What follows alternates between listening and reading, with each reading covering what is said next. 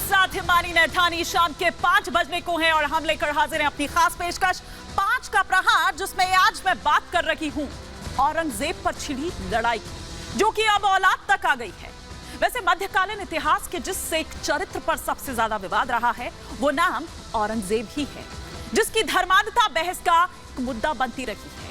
हिंदूवादी संगठनों से लेकर सियासी दल तक औरंगजेब के इतिहास से जुड़े अध्याय पर तलवारें भांजते रहे हैं। अब एक बार फिर उसी औरंगजेब के नाम पर तलवारें खिंच गई हैं।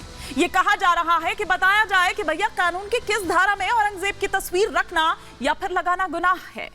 हिंदुस्तान पर राज करने वाले इस छठे मुगल शासक और मराठा योद्धा छत्रपति शिवाजी महाराज की अदावत इतिहास में दर्ज है। उन्हीं छत्रपति शिवाजी महाराज की धरती कोल्हापुर से दरअसल औरंगजेब पर एक नया विवाद फिर से शुरू हुआ। लेकिन सवाल एक ये भी है कि चुनाव आते ही क्यों इस तरह की जो कवायद है वो शुरू हो जाती है।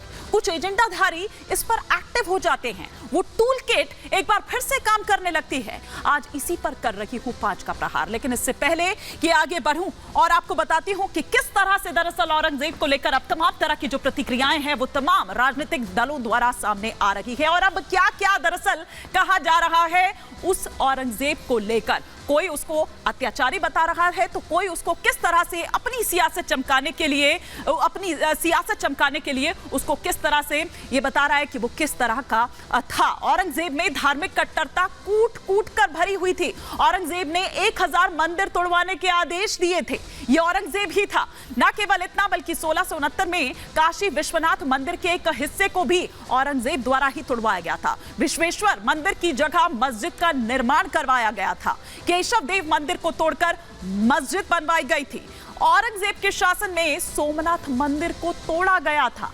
साथ ही साथ 1678 में बात करें तो बीजापुर में भी मंदिर तोड़ मस्जिद बनवाई गई थी। तो आप ये देखिए कि किस तरह से सिर्फ हिंदुओं की बात नहीं है, अपने पिता के साथ या अपने भाइयों के साथ किस तरह का अत्याचार उसने किया, इससे हर कोई वाकिफ है। लेकिन अब ऐसे में 5 का प्रहार के कुछ सवाल जो खड़े हो रहे हैं एक एक कर वो आपके टेलीविजन स्क्रीन पर, ये कि बार बार कब्र से बाहर क्यों आता है औरंगजेब। दूसरा सवाल ये कि अत्याचारी औरंगजेब का हितैषी कौन बन रहा है। तीसरा सवाल ये कि औरंगजेब के लिए ओवैसी का प्रेम इतना क्यों उमड़ रहा है।